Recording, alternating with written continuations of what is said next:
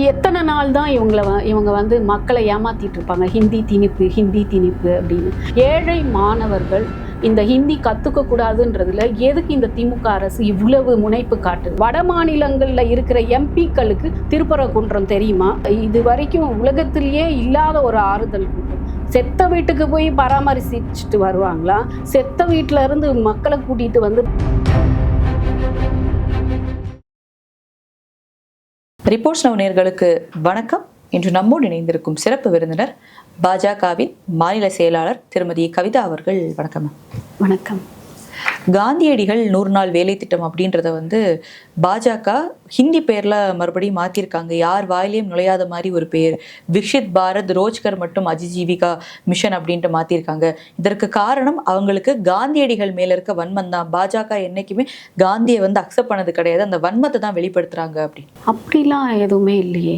ஆக்சுவலாக பார்த்தீங்கன்னா நம்ம பாரத பிரதமர் திரு நரேந்திர மோடி அவர்கள் காந்தியடிகளை மிகவும் மதிக்கக்கூடிய நபர். நீங்கள் பார்த்தீங்கன்னா எந்த நாட்டுக்கு போனாலும் அங்கே காந்தியர் அடிகளோட சிலை இருக்குது அப்படின்னா முதல்ல போய் அதுக்கு ஒரு மரியாதை செஞ்சுட்டு தான் மற்ற விஷயங்களை பார்க்கக்கூடிய நபர் நம்ம நாட்டு பிரதமர். அப்படி மிகுந்த மரியாதை கொண்டிருப்பவர் தான் நரேந்திர மோடி அவர்கள். அப்படி இருக்கும்போது எப்படி நீங்கள் வந்து காந்தியடிகளை மதிக்கலைன்னு எப்படி சொல்லுவீங்க? எனக்கு புரியவே இல்லை. அந்த அப்போசிஷன் பார்ட்டிஸ் இந்தி கூட்டணி என்ன நினைக்குதுன்னா, ஏதாவது ஒரு பிரச்சனை, தேவையில்லாத பிரச்சனையை வந்து கொண்டு வரலாம், பார்லிமெண்ட்டில் செஷன்ஸ் நடக்க விடாமல், பில்ஸ் பாஸ் பண்ண விடாமல் பண்ணணும். ஒன்று இந்த மாதிரி ஏதாவது ஆர்ப்பாட்டத்தை கையில் எடுக்கணும், இல்லைன்னா அந்த பார்லிமெண்ட் செஷன் நடக்க விடாமல் வெளிநடப்பு செஞ்சிடணும். அதுதான் வந்து முக்கியமான அம்சமாக அவங்க வச்சுட்டு இருக்கிறாங்க. இதில் என்ன, காந்தியடிகள் 100 நாள் வேலை திட்டம் அப்படின்னு இருந்ததை இப்போ வந்து மாற்றி 125 நாளாக கொடுத்துருக்காங்க. இதில் வந்து பங்களிப்பு 2 பேருக்குமே இருக்குது. ஸ்டேட் கவர்மெண்ட்டுக்கும் இருக்கும், சென்ட்ரல் கவர்மெண்ட்டுக்கும் இருக்கும். அதனால் 125 நாள்னா அது வந்து யாருக்கு பயன்? மக்களுக்கு தானே பயன். வேலை இல்லாத திண்டாட்டத்தில் இருக்கிற மக்கள் 100 நாள் பதில் 125 நாள் வேலை கிடைக்குதுன்னா இன்னும் மகிழ்ச்சியாக தானே இருப்பாங்க. இதில் பேரை மாற்றினாங்க, அதை மாற்றினாங்கன்னு தேவையில்லாத விஷயங்களை கொண்டு வந்து மக்களுக்கு சேரக்கூடிய நல்ல விஷயங்களை தடுக்கிறது தான் இந்த இந்தி கூட்டணி செஞ்சுக்கிட்டு இருக்குது. விபிஜி ராம்ஜி இந்த பேரில் என்னன்னா, Viksit Bharat guarantee for Rozgar and Ajeevika mission, இதுதான் வந்து அந்த பெயர். விக்ஷித் பாரத்னா வளர்ந்த பாரதம், வளர்ச்சியில் இருக்கிற பாரதம், அந்த பேரை கொண்டு வரணும் அப்படின்றதுனால கொண்டு வந்திருக்காங்க. திட்டத்தையே மாற்றியிருக்காங்க. முன்னாடிலாம் அந்த 100 நாள் வேலை திட்டத்தில் விவசாய பணிகளுக்கு போகாமல் இருந்தாங்க. ஆனால் இப்போ அதுவும் இன்க்ளூட் பண்ணி விவசாய பணிகளுக்கும் போகணும் மக்கள் அப்படின்றத இன்க்ளூட் பண்ணியிருக்காங்க. அது எவ்வளோ பெரிய விஷயம் பாருங்கள். இந்த தமிழ்நாட்டில் நமக்கு விவசாய பணிகள் செய்வதற்கு ஆட்களே கிடைக்கிறது இல்லை. அதனால் நம்ம வந்து விவசாய பணிகளுக்கு ஆட்கள் தேட வேண்டியதாக இருக்குது. இப்போ இந்த 125 நாளில் இந்த பணிகளில் விவசாயத்துக்கும் அவங்க போகலான்னா அது எவ்வளோ மகிழ்ச்சியான விஷயம். இது வரவேற்கத்தக்க விஷயமாக தான் நான் பார்த்துக்கிட்டு இருக்கேன். முக்கியமாக இன்னும் ஒரு விஷயமாக முதல்வர் சொல்வது, இவ்வளவு நாள் 90% அவங்க தான் கொடுத்துட்டு இருக்காங்க, இப்போ அதுலேயும் வஞ்சகம் காட்டி 60% வந்து அதை குறைச்சிட்டாங்க அப்படின்ட்டு. ஆமாங்க. இப்போ என்னன்னா 125 நாள் பண்ணியிருக்கோம் இந்த வேலைவாய்ப்பு திட்டம். 125 நாள் ரூரல் ஏரியாஸில் பெண்களுக்கும் மற்றவர்களுக்கும் வேலை கிடைக்குது அப்படின்னா அந்த 125 நாளில் ஸ்டேட்டோட பங்களிப்பும் இருக்கணும். ஸ்டேட்டுக்கு தான் தெரியும் எந்த இடத்துல என்ன வேலைக்கு இவங்கெல்லாம் போகணும் அப்படின்னு. அதனால் ஸ்டேட்டோட பங்களிப்பும் இருக்கணும், ஸ்டேட்டும் இதில் இன்க்ளூட் ஆகணும். ஒரே இதுவாக இல்லாமல் சென்டரும் ஸ்டேட்டும் கலந்து தான் வந்து இந்த விஷயத்தை பண்ணணும் அப்படின்றதுல சென்ட்ரல் கவர்மெண்ட் மிக தீவிரமாக ஆலோசனை செய்து இந்த திட்டத்தை கொண்டு வந்திருக்காங்க, இந்த பில்லை பாஸ் பண்ணியிருக்காங்க. அடுத்தாக நவோதயா பள்ளிகளை வந்து 2017 ஹைகோர்ட் வந்து இங்கே கொண்டு வரலாம்னு சொல்லப்போ இம்ப்ளிமெண்டேஷன் பண்ணுற அதுக்கு மேல்முறையீடு பண்ணி அரசு சார்பில் வந்து போயிருந்தாங்க. சுப்ரீம் கோர்ட்டில் தற்போது 6 வாரத்துக்கு அப்புறம் இதுக்கு ஆன்சர் பண்ணணும்னு சொல்லியிருக்காங்க.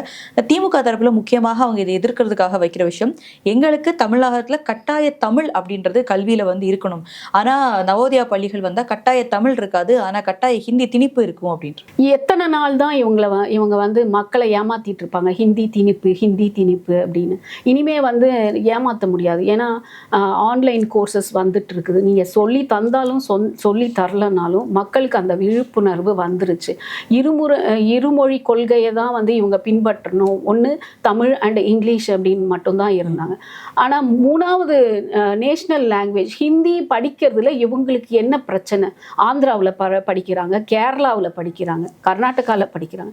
ஏன் தமிழ்நாட்டில் மட்டும் படிக்கக்கூடாது? ஏழை மாணவர்கள் இந்த ஹிந்தி கற்றுக்க கூடாதுன்றதுல எதுக்கு இந்த திமுக அரசு இவ்வளவு முனைப்பு காட்டுது? ஹிந்தி வேணான்னு சொல்லல, பாஜக ஹிந்தி திணிப்பு பண்ணுது, அதை தான் நாங்கள் எதிர்க்கிறோம். ஹிந்தி வேணாம் சொல்ல ஹிந்தி திணிப்பு அப்படிலாம் எதுவுமே கிடையாது. நவோதயா பள்ளிகள் அப்படின்றது ஒரு நல்ல கான்செப்ட். அது வந்து எல்லா ஸ்டேட்லேயும் இருக்குது. ஈவன் இந்தி கூட்டணி ஆளுகின்ற ஸ்டேட்ஸ்லேயும் இருக்குது. நவோதயா பள்ளிகளில் உங்களுக்கு என்னென்னா, ஏழை மாணவர்களுக்கு இலவச கல்வி, இலவச தங்குமிடம், ரெசிடென்ஷியல் ஸ்கூல்ஸ், அதெல்லாம் அங்கேயே தங்கி அவங்க வந்து கல்வி படிக்கலாம். அதனால் அவங்களுக்கு என்னென்னா, வீட்டில் இப்போ படிக்காத பேரண்ட்ஸ் இருப்பாங்க, ஏதாவது சந்தேகம் வருது பாடத்தில் அப்படின்னா யார் சொல்லி தருவா?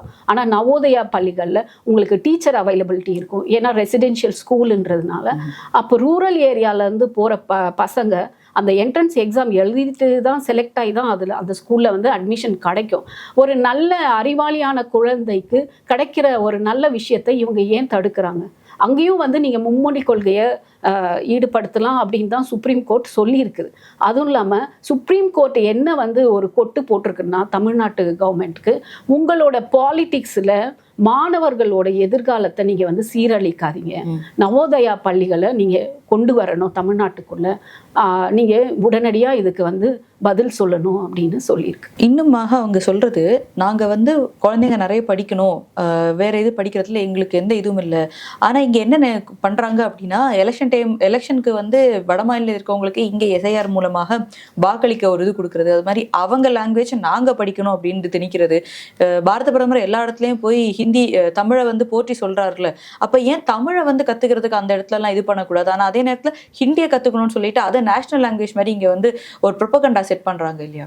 அப்படிலாம் எதுவுமே பாரத பிரதமர் செய்வதில்லை. பாரத பிரதமர் தமிழ் மேலேயும் தமிழ்நாட்டு மக்கள் மேலேயும் மிகுந்த அன்பு கொண்டவர். எங்கே போனாலும் தமிழை பற்றியும் தமிழ்நாட்டை பற்றியும் உயர்வாக தான் பேசிகிட்டு இருப்பார். அதனால் இந்த மாதிரி கட்டுக்கதைகள்லாம் இந்த தமிழ்நாடு அரசு சொல்கிறதெல்லாம் மக்கள் நம்ப மாட்டாங்க. ஏன்னா அவங்களுக்கு தெரியும் பாரத பிரதமர் தமிழுக்கு எவ்வளவு முக்கியத்துவம் கொடுத்துட்ருக்காரு அப்படின்றது அவங்களுக்கு தெரியும். மோரோவர் இனிமே வந்து ஹிந்தி திணிப்புன்னு நம்ம பேசிக்கிட்டு இருக்க முடியாது. காலங்கள் மாறிவிட்டன. ஒரு லாங்குவேஜ் கற்றுக்கணும் அப்படின்னா அது தேவைப்பட்டால் கண்டிப்பாக கற்றுக்கிட்டு தான் வேணும். இப்போது ஃபுல் கண்ட்ரியில் எங்கே போனாலுமே ஹிந்தி பேசுகிறாங்க. ஆனால் தமிழ்நாட்டிலேருந்து நம்ம போகிற பசங்களோ வேலை வாய்ப்புக்காக வேறு இடத்துக்கு போகிறவங்களோ இந்த ஹிந்தியை பேச முடியாமல் அப்போ வந்து கற்றுக்க ஆரம்பித்து அப்போ வந்து எல்லா விஷயங்களும் பண்ண வேண்டி வந்திருக்கு. இப்போ நீங்கள் சவுத் சைட்லலாம் போனீங்கன்னா வட மாநிலங்கள்லேருந்து நிறைய தொழிலாளர்கள் வந்து வேலை செய்கிறாங்க.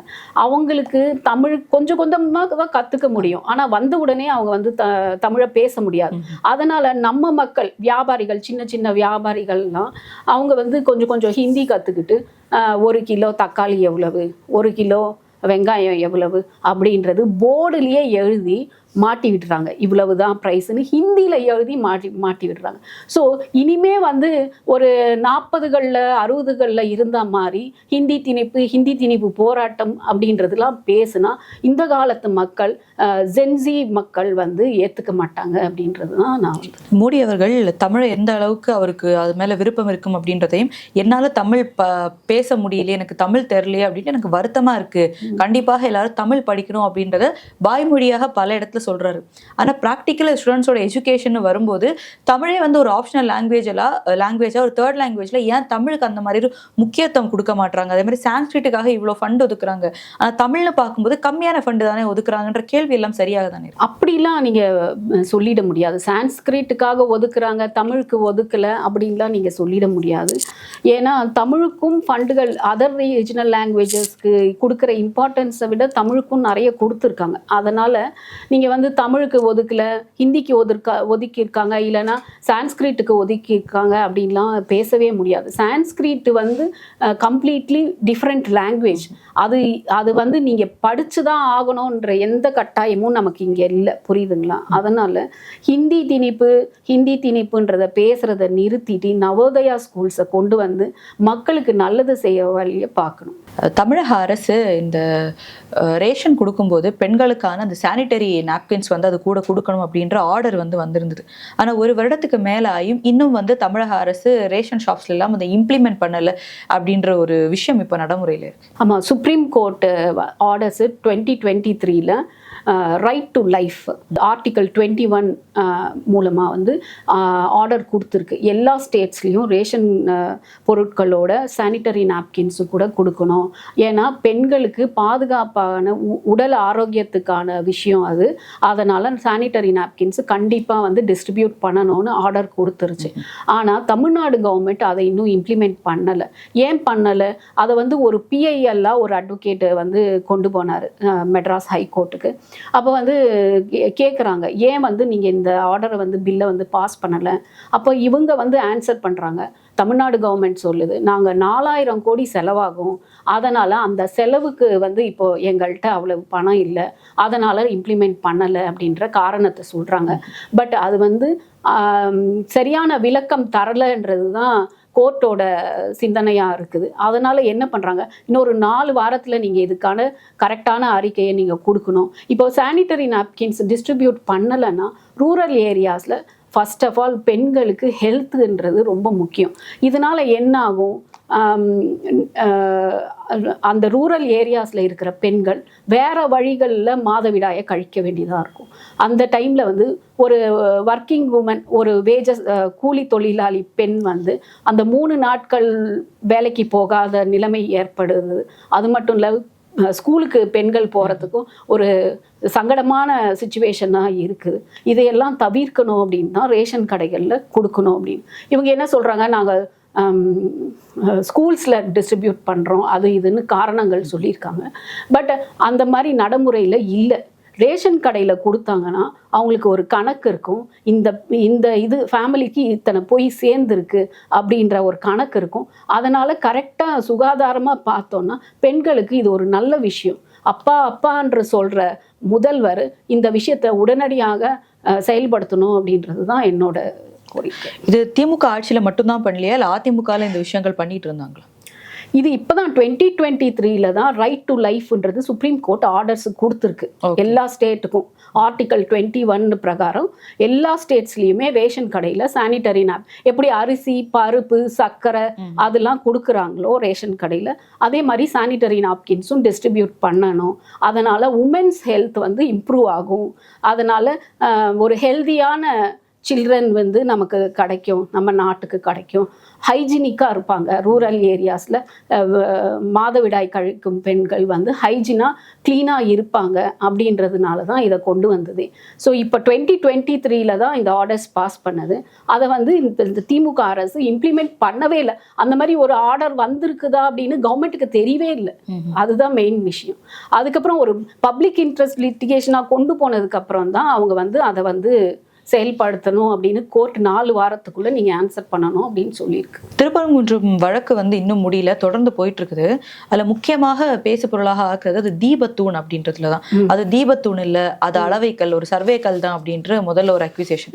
அதுக்கப்புறமாக வந்து அந்த தீபத்தூண் இல்ல, அந்த கல்லை கட்டினதே வந்து ஹிந்துக்களுக்கும் அதுக்கும் எந்த சம்பந்தம் இல்லை, ஜெயினிசம் இருக்கும்போது ஜெயினர்கள் பண்ணது அப்படின்றது. அதன் பிறகாக அறநிலையத்துறை சார்பாக இருந்த அரசு வக்கீல் கேட்கிறாரு, முருகருக்கு வந்து 2 மனைவிகள் இருக்கிறதுனால நீங்க வந்து 2 தூண்லையும் விளக்கு ஏற்றணும்னு கேட்குறீங்களா? இந்த மாதிரியான வாதங்கள் எல்லாமே இந்த தீபத்தூணை சுற்றி வருகிறது. ஆமாங்க, ஆக்சுவலா அது தீபத்தூண் வந்து தீபத்தூண் தான். அதில் எந்த மாற்று கருத்தும் இல்லை. இதில் வந்து அந்த தீபத்தூண் வந்து அங்கே தான் வந்து விளக்கேற்றணும் அப்படின்னு ஹிந்துக்கள் வந்து கேட்குறாங்க. ஒரு ஹிந்து அமைப்பினர் வந்து கேட்குறாங்க. அதில் கோயில் நிர்வாகமும் ஹெச்ஆர்என்சி போர்டும் வந்து இங்கே வந்து ஏற்றுற வழக்கம் இல்லை அப்படின்ற மாதிரி சொல்றாங்க. திருப்பரங்குன்றம் வழக்கு வந்து தொடர்ந்து நடந்துகிட்டே இருக்குது. எல்லாம் இந்த தீபத்தூணை சுற்றி தான் இருக்குது. அது தீபத்தூணா அளவை கல்லா அப்படின்ற ஒரு கொஸ்டின் வந்துச்சு. அதுக்கப்புறமா அது இப்போ இந்துக்களுக்கும் அதுக்கும் எந்த சம்பந்தம் கிடையாது, அது வந்து ஜெயினர்கள் இருக்கும்போது கட்டினது அப்படின்றது. அதன் பிறகு பார்க்கிறோம் அறநிலையத்துறை சார்பாக அரசு வக்கீல் வந்து சொல்றாரு, முருகருக்கு 2 மனைவினால நீங்க 2 தூண்ல வந்து ஏத்த கேக்குறீங்களா அப்படின்ற மாதிரி அந்த தீபத்தூணை சுற்றியே வந்து எல்லா அக்விசேஷனும் அலிகேஷனும் வந்துட்டு இருக்கு. ஆமாங்க. இது என்னன்னா இந்துக்கள் வந்து அந்த தூண்ல வந்து தீபம் ஏற்றணும் அப்படின்னு மிக ஆர்வமா இருக்காங்க. ஆனா ஜட்ஜு ஜி.ஆர். சுவாமிநாதன் அவர்கள் வந்து எல்லா வகையிலும் ஆராய்ச்சி செய்து வக்ஃப் போர்டையும் இன்க்ளூட் பண்ணி அதுக்கப்புறம் ஹெச்ஆர்என்சியையும் கோயில் நிர்வாகத்தையும் ஆராய்ந்து தான் ஒரு தீர்ப்பு அளிக்கிறார். ஏத்தலாம், தீபத்தை ஏற்றலாம் அப்படின்ற தீர்ப்பு அவர் கொடுக்கிறார். எப்போ அந்த தீர்ப்பு கொடுத்த உடனே இந்துக்கள் இந்து அமைப்பை சார்ந்தவர்கள்லாம் அங்க தீபம் கார்த்திகை தீபம் நாள் அங்க கார்த்திகை தீபம் ஏற்றணும் அப்படின்னு நினைக்கிறாங்க. ஆனால் 144 இம்ப்ளிமெண்ட் பண்ணி இவங்களை தடுத்து அந்த தீபத்தை ஏற்ற விடாம பண்றாங்க அந்த கலெக்டரும் அங்கே இருக்கிறோம் அவர்களும். இதுல வந்து என்ன ஆகுதுன்னா ஜட்ஜோட கோர்ட்டு ஆர்டரை மீறி இவங்க அங்க இருக்கிற கலெக்டர், மதுரை கலெக்டர் மீறி செயல்படுறாங்க. யாருக்கு கண்டெம்ட் இந்த அதிகாரம் கொடுத்துருக்குது? இது வந்து ஒரு கண்டெம்ட் ஆஃப் கோர்ட் ஆர்டர்ஸை மதிக்காத நிலை அப்படின்றது தான் அவர் ஜட்ஜு வந்து ஃபீல் பண்றாரு. இந்த விஷயத்துல கோர்ட் ஆர்டரை மதிக்கலைன்னா, கோர்ட்டையே நீங்க மதிக்கலைன்னா அப்ப யாரை தான் மதிப்பீங்க அப்படின்றது வருது. இல்ல அவங்க சொல்றாங்க நாங்க மேல்முறையீடு பண்ணிட்டோம் அப்படின்றதுனால நாங்க அனுமதிக்கல அப்படின்ற கோரிக்கை. மேல்முறையீடு எப்போ பண்ணாங்க? அப்ப பண்ணவே இல்லையே. அந்த கார்த்திகை தீபம் டைம்ல பண்ணவே இல்லையே. மேல்முறையீடுக்கு போகவே வச்சிருக்காங்க. அது இப்ப போட்டிருக்கிறாங்க. அதுக்கான இப்போ இந்தி கூட்டணி வந்து இந்துக்களுக்கு எதிரான கூட்டணி, திமுக அரசு இந்துக்களுக்கு எதிரான அரசு அப்படின்றது நமக்கு இந்த விஷயத்திலேயே தெரியுது. இவங்க வந்து ஒரு மத நல்லிணக்கத்துல சாதாரணமா ஒரு தீபத்தை ஏற்றிட்டு போனா இவங்களுக்கு என்ன ஆக போகுது? உள்ளூர் மக்களை, உள்ளூர் இஸ்லாமியர்களே சொல்லிட்டு இருக்காங்க, அமைதியான முறையில் தீபத்தை ஏற்றினால் எங்களுக்கு ஆட்சேபனை இல்லை அப்படின்னு சொல்லிக்கிட்டு இருக்காங்க. இதை வந்து பூதாகரமாக்கி ஜட்ஜு ஜி.ஆர். சுவாமிநாதனை ஒரு தனிப்பட்ட முறையில் தாக்குவதை போல் இந்தி கூட்டணி எம்பிக்கள்லாம் போய் சபாநாயகரை சந்திச்சு ஒரு பிட்டிஷன் கொடுத்து அவரை வந்து பதவியில இருந்தே நீக்கணும் அப்படின்லாம் பேசினாங்க. ஏன் அவ்வளவு பெரிய இஷ்யூ ஆக்க வேண்டிய நிலைமை எதுக்கு? அப்படி என்ன உங்களுக்கு இந்துக்கள் மேல வந்து அப்படி என்ன உங்களுக்கு வன்மம்? நீதிபதி சுவாமிநாதன் அவர்கள் வந்து ஒரு குறிப்பிட்ட சமூகத்தை சேர்ந்தவர், அதனால பிற சமூகத்தினர் வளர விடமாட்டர் கூட இருக்க வழக்கறிஞன்ற குற்றச்சாட்டை வச்சுதான் இம்பீச்மெண்ட் பண்ணணும் அப்படின்னு கேட்க இம்பீச்மெண்ட் பண்ணணும் அப்படின்னு கேட்கறதுக்கு அங்க இடமே இல்லை. கண்டெம்ட் ஆஃப் கோர்ட் தான் இருக்குது. அங்க இருக்கிற உள்ளூர் இஸ்லாமியர்களே சொல்லிக்கிட்டு இருக்கிறாங்க, அமைதியான முறையில நாங்க வந்து அண்ணன் தம்பி மாதிரி தான் பழகிக்கிட்டு இருக்கோம், நீங்க இங்க வந்து அரசியல் பண்ணாதீங்க, நான் அமைதியான முறையில போயிட்டு நீங்க வந்து தீபத்தை ஏற்றுனா நாங்க ஒத்துக்கிறோம் அப்படின்னு சொல்லிட்டு தான் இருக்காங்க. ஆனா தேவையில்லாத பிரச்சனைகளை இவர்களே உருவாக்கி அதை பூதாகரமாக்கி அந்த இடத்துல ஒரு இஸ்லாமியர்களுக்கும் இந்துக்களுக்கும் ஒரு பிளவு ஏற்படுத்துற மாதிரி இந்த தமிழக அரசு நடந்து கொண்டு இருக்கிறது. அதுதான். ஆனா தமிழக அரசு இந்த இதை போட்டதுக்கு அப்புறம் வக்ஃபும் வந்து முன் வராங்க இல்லையாமா, அந்த இடத்துல பண்ணக்கூடாது, தர்கா பக்கத்துல இருக்கு அப்படின்னு அவங்களும் அகைன்ஸ்ட் பண்றாங்களே இஸ்லாமிய தரப்புல. வக்ஃப் போர்டு இது உள்ள வரத்துக்கான சான்ஸே இல்லை. ஏன் வராங்கன்னு எனக்கு புரியவே இல்லை. ஏன்னா அந்த தூண் இருக்கிற பகுதி வந்து கோயிலுக்கு சேர்ந்த பகுதி தான். அந்த சிக்கிந்தர் தர்காக்கு இதுக்கும் எந்த விதமான சம்பந்தமும் இல்லை. முதல்ல சொன்னது அந்த தீபத்தூண் வந்து இந்து கோயிலுக்கு சம்பந்தப்பட்டது தான். அந்த தர்கா இருக்கும் இடத்த மட்டும்தான் இஸ்லாமியருக்கு சொந்தம், மீதி மலை ஃபுல்லாமே இந்து கோயிலுக்கு சொந்தமானது, முருகரோட கோயிலுக்கு சொந்தமானது அப்படின்னு தான் இருக்குதே. அப்படின்னு இருக்கும்போது திடீர்னு இவங்களா திமுக அரசா வந்து எல்லாத்தையும் உள்ள கொண்டு வருது. வட மாநிலங்கள்ல இருக்கிற எம்பிக்களுக்கு திருப்பரங்குன்றம் தெரியுமா? அங்க இருக்கிற கோயிலை பத்தி தெரியுமா? ஏன் இவங்க அகிலேஷ் யாதவ் அப்புறம் வந்து மற்ற எம்பிக்கள்லாம் கூட்டின்னு போய் எதுக்கு சபாநாயகர்கிட்ட, எதுக்கு வந்து தலைவர்கிட்ட, எதுக்கு திரு ஓம் பிர்லா அவர்கள்கிட்ட எதுக்கு வந்து ஒரு பிட்டிஷன் ஃபைல் பண்ணணும்? அவங்களுக்கு திருப்பரங்குன்றம் எங்க இருக்குன்னே தெரியாது, என்ன பிரச்சனைன்னே தெரியாது. இவர்களா திமுக அரசா உருவாக்கி கொண்டிருக்கிறது தான் இதெல்லாம். விஜய் அவர்கள் இன்னைக்கு ஈரோடுல பேசும்போது சில விஷயங்களை முக்கியமாக சொல்றாரு. அதாவது எல்லாரும் கேட்குறாங்க, பரு தாவேகா வர்சஸ் டிஎம்கேன்ற ஒரு ப்ரொபகண்டா செட் பண்றாங்கன்றப்போ விஜய் அவர்கள் சொல்றாரு, களத்துல எந்த கட்சி இருக்குதோ, களத்துல யார் இருக்காங்களோ அவங்கள தான் நாங்க அகேன்ஸ்ட் பண்ண முடியும். இந்த களத்துல விளையாட்டுல இல்லாதவங்கள நாங்க எதுக்கு பேசணும், அவங்கள எதுக்கு இன்க்ளூட் பண்ணோம் அப்படின்னு கேட்டு. விஜய் தலைவர், டிவிகேவோட தலைவர் தன்னைத்தானே மிகப்பெரிய லீடராக, இன்னும் அவர் லீடரே ஆகவில்லை, ஒரு சீட்டு கூட ஜெயிச்சு அசம்பிளிக்குள்ளே போவே இல்லை, அதுக்குள்ளேயே வந்து நாங்களும் திமுகவும் அப்படின்னு தான் பேசிக்கிட்டு இருக்காரு. அது பேசட்டும், அது அவரோட நினைப்பு, அதை பற்றி நம்ம ஒன்றும் சொல்லலை. இங்கே வந்து அதிமுக மிகப்பெரிய கட்சி இருக்குது, பாஜக ஒரு நேஷனல் கட்சி இருக்குது. இதெல்லாம் விட்டுட்டு இப்போ வந்தவர் இங்கே சண்டையே எனக்கும் திமுகக்கும் தான் அப்படின்னு சொல்கிறாருன்னா எந்த நினைப்பில் சொல்கிறாரு? 41 பேர் செத்ததுக்கு ஒரு ஆறுதல் கூட்டம் நடத்தினாரு. நான் இது வரைக்கும் உலகத்திலேயே இல்லாத ஒரு ஆறுதல் கூட்டம். செத்த வீட்டுக்கு போய் பராமரிச்சுட்டு வருவாங்களா? செத்த வீட்டில இருந்து மக்களை கூட்டிட்டு வந்து பராமரிப்பாங்களா?